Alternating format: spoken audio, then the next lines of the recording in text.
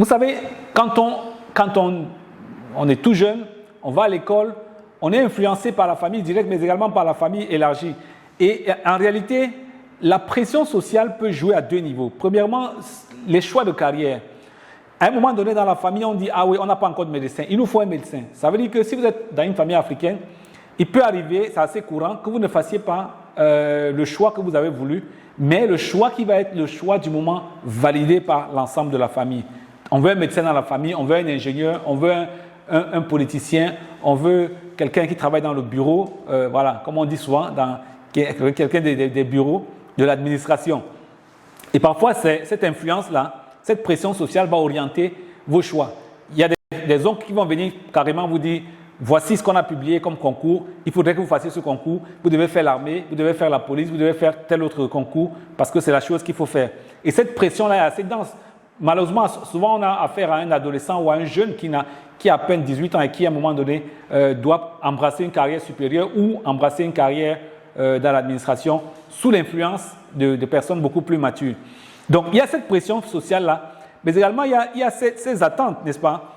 Pourquoi? Parce que, en fait, ces personnes qui veulent vous voir réussir, pour la grande majorité, c'est de voir un enfant qui réussit.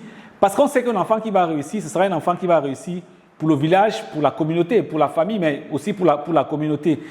Alors, cette pression nous montre aussi qu'il y a des attentes, n'est-ce pas? Ça peut être interprété de deux façons. La première chose, si j'ai la pression de la famille, des gens qui comptent sur moi, ça peut m'amener à dire « je n'ai pas droit à l'erreur, il faut absolument que je travaille, il faut que je mette des bouchées doubles pour accéder, pour arriver à produire suffisamment pour pouvoir satisfaire les attentes de cette famille-là. » La deuxième chose également, c'est que ça peut plutôt me décourager pour dire « mais à quoi ça sert que j'aille m'offrir en sacrifice ?»